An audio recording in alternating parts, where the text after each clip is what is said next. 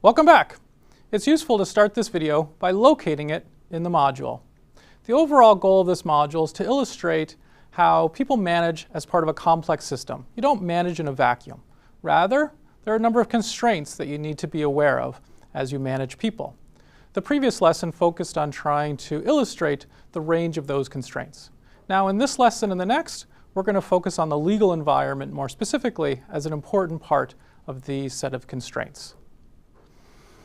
Now, when we get to lesson 3, we'll talk about some specific laws from the United States, from Europe, from other places to illustrate things.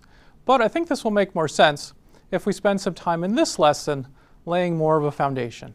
How does the law look at the employment relationship? We saw in the previous two modules that workers don't necessarily see the employment relationship as a purely economic transaction. But what about the law? Does the law see the employment relationship as simply a commercial transaction? Now think of a commercial transaction. You can typically buy whatever you want from whomever you want at whatever price the two of you agree on, and you can stop whenever you want. Suppose I want to buy some old records. I can buy as many records as I want from whomever I want, as long as we can come up with a mutually agreed upon price, and I can stop buying records whenever I want. But what about employees? Can workers do the same? Can workers work for whoever they want, whenever they want, at whatever compensation they can obtain? Can they quit at any time? What about on the organizational side? Can organizations simply hire whoever they want, whenever they want, at whatever compensation and other terms workers will agree to? And can they fire workers for any reason at any time? If the answer to all four of these questions is yes, then we call that a system of employment at will, sometimes just called at-will employment. Employment is at the will of the employer and the employee. When this is the case, the organization can change the terms of the employment relationship with no notice and no consequences. For example, an organization can change wages, terminate benefits, reduce paid time off, require workers to work overtime or weekends on short notice, and terminate a worker at any time for any reason. Employment at will is an important benchmark. From an organizational standpoint, it's probably ideal because it means that a manager can manage without outside interference. Well, almost. If we think back to the previous lesson and remember that their social norms, community expectations, and other factors can still be important. Since employment at will is often seen as the ideal legal benchmark, at least from an organization's perspective and from the perspective of free labor markets, it can be viewed as a measuring stick against which to compare various regulatory regimes. And I'm using employment at will in this lesson as a functional benchmark for you to think about what you can and cannot legally do as a manager.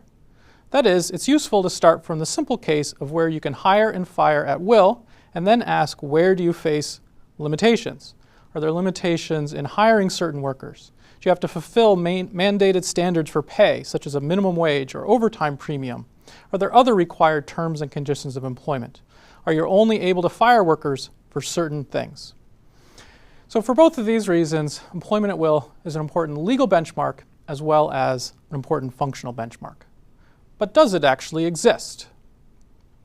So from the worker's perspective, can workers, again, work for whoever they want, whenever they want, for whatever compensation they can obtain? And can they quit when they please? In countries that we would consider free and democratic, the answers are yes. But this hasn't always been the case. For several centuries in Britain, workers were still legally seen as servants with typically 12-month contracts. Until the late 1800s, they were still being criminally convicted for leaving before the end of their contract. This illustrates the fact that the employment relationship is a special type of commercial transaction. Today, the Walk Free Foundation estimates that there are 35 million people trapped in modern slavery, so there are still way too many abuses in practice, even when workers are legally free. But in countries that we would consider free and democratic, workers do have the legal freedom, at least, to work for whoever they want, whenever they want, at whatever compensation they can obtain, and quit when they please. What about on the organization side? Can organizations hire whoever they want, whenever they want, at whatever compensation other terms workers agree to, and fire workers at any time for any reason? Well, we're going to talk about this more in the next video, because this is really quite a complicated set of questions. For now, we'll just say the answer is yes, but not without limits. So employment at will does exist, but within certain boundaries. Some of these boundaries are geographic. Employment at will is much stronger in the United States than it is in much of the rest of the world. Some of these boundaries around employment at will are more functional in nature. So for example, you can't discriminate on the basis of race, but you can discriminate on the basis of what football team someone supports. So as long as you're within these appropriate boundaries, employment at will exists. So it's useful to start thinking about the employment relationship as a voluntary contractual relationship. Again, within boundaries, that's largely how the law sees it. On the worker's side, it's critical to remember that workers can quit at any time. So as a manager, that's very important to remember because you need to be responsive to workers' needs and preferences. But don't fall into the trap of thinking that the employment relationship is a purely voluntary contractual relationship, just like buying records. It's not. You cannot simply hire as many workers at whatever price you want, under whatever conditions you want, and fire them at any time. There are boundaries. Because the employment relationship involves people, it's a very special relationship. Employment at will is an important concept to start from. It's an important benchmark, but true employment at will does not exist. That will be the subject of the next video.